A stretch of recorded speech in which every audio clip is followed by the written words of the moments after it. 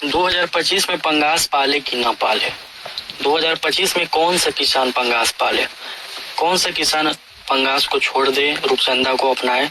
कौन सा किसान है रूपचंदा न पालकर पंगास पाले? दोनों अपने अपने जगह मछलियां जो है अच्छी है, लेकिन पंगास फार्मिंग में प्रॉफिट कम हो रहा है, न के बराबर हो रहा है। तो क्या करें? 2025 में पंगास पाले कि न पाले, रेट हमें नहीं मिल रहा है। सबके बारे में आपको हम जानकारी देंगे। दोस्तों, बहुत ऐसे किसान हैं जिन्होंने दिसंबर से पहले यानी कि अक्टूबर नवंबर में पंगास का बच्चा खरीद कर स्टॉक कर लिया होगा। उन्हें रोग भले ही आया हो या दिक्कत भले ही आया हो, रात दिन एक करके पानी जरूर चलाना पड़ा हो, लेकिन ऐसे किसान हैं जिन्होंने बच्चा खरीद कर रख लिया था। अब देखिए ये किसान क्या करेंगे कि अभी के टाइम में उनका बच्चा 20 लाइन, 25 लाइन, 10 लाइन, 15 लाइन का हो जाएगा और वो अभी उसे बड़े वाले तालाब में शिफ्ट करेंगे।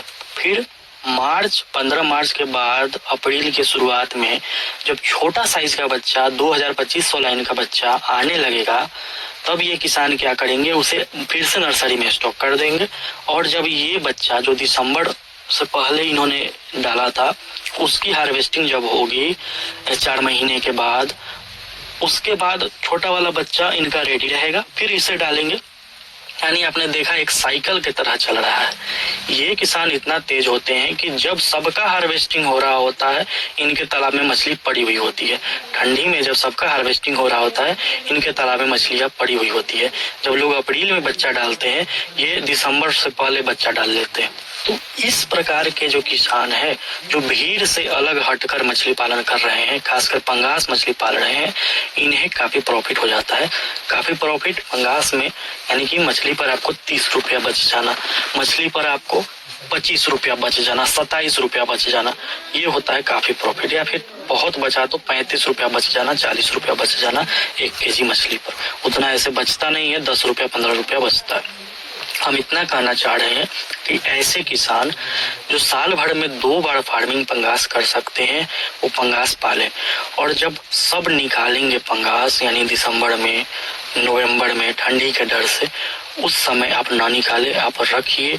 और जब सबका बच्चा डलेगा, उस समय आप बड़ी मछली निकालिए, आपको बहुत अच्छा रेट मिलेगा। यानी कि मछली जब मार्केट में बहुतायत संख्या में, बहुत अधिक मात्रा में आने लगती है, सबका मछली एक ही साथ हार्वेस्टिंग होने लगता है पंगास, तो रेट एक अचानक 100 रुपया हो जाता है, 95 रुपया हो जाता है, 90 रुपया हो जाता है, 105 रुपया हो जाता है। उसमें आपको प्रॉफिट कहीं से भी नहीं होगा। ये पहली चीज कि जब सब बच्चा डालेंगे, उस समय आपको अपने तालाब में मछली तैयार होनी चाहिए। जब सब निकालेंगे, उस समय आपके तालाब में मछली होनी चाहिए। और जब सब बच्चा डालेंगे, उस समय आपकी मछली सेल होती रहेगी और नर्सरी में बच्चे बड़े होते रहेंगे। सबसे हटकर जब आप कीजिएगा, तब आपको पंगास में प्रॉफिट होने वाला है। दूसरा है भोजन के बारे में। दोस्तों, 90% मछली का ग्रोथ जो है वो रिस्पॉन्सिबल है मछली के दाना पर, यानी अच्छा गुणवत्ता का, अच्छा क्वालिटी का दाना। दोस्तों, हम जेके फिश फीड के लिए काम करते हैं, सभी लोग जानते हैं। हम आपको अच्छे गुणवत्ता का न सिर्फ बच्चा देते हैं, बल्कि अच्छे गुणवत्ता का आपको हम मेडिसिन और जेके फिश फीड देते हैं कम खर्च में। यानी कि डायरेक्ट कंपनी से फार्मर, बीच में कोई नहीं, डायरेक्ट कंपनी है और फार्मर है। आपने देखा होगा कि बहुत सारे दाना बेचने वाले, बीच में लोग आपको बहुत मिलेंगे। इससे उसको दे दिया, उससे उस किसान को दे दिया, उससे उस किसान को दे दिया। जो दाना 1500 का है, वो 1750 में किसान के हाथ में पड़ा।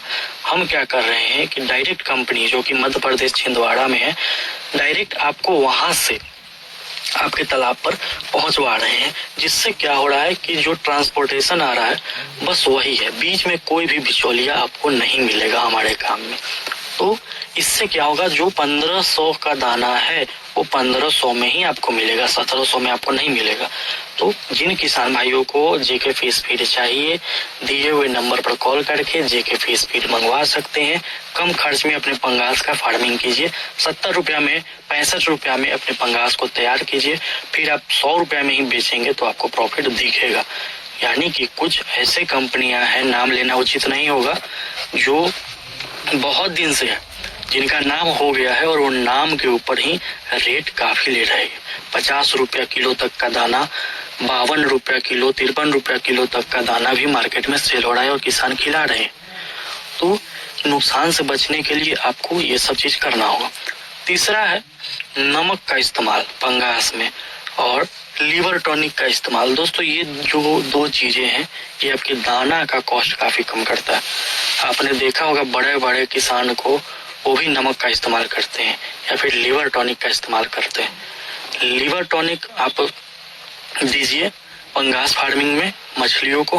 प्रत्येक मछली पंगास में आप 2 रुपया दवा के ऊपर खर्च कर दीजिए, लीवर टॉनिक के ऊपर खर्च कर दीजिए। आपकी मछलियों का ग्रोथ अच्छा होगा और दाना कम लगेगा, यानी FCR कम आएगा। FCR 1.3 आ जाए बहुत अच्छा है, 1.25 आ जाए बहुत अच्छा है। तो इस प्रकार से आप कर सकते हैं।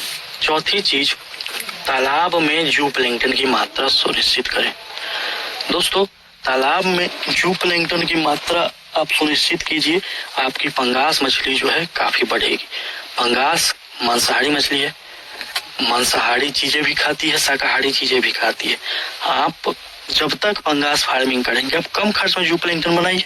ये हम नहीं कह रहे कि बहुत अधिक खर्च करके आप जू प्लैंकटन बनाइए, आप कम खर्च में जू प्लैंकटन बनाइए, आपको प्रॉफिट होगा। जू प्लैंकटन खाएगी मछली 2 रुपया भी 3 रुपया भी प्रति मछली आपको जू प्लैंकटन के कारण दाना में कम खर्च आएगा, तो आपको प्रॉफिट होगा। ये सारी चीजें जो है ये आंध्र प्रदेश के किसान करते हैं, जू प्लैंकटन पर काफी फोकस करते हैं।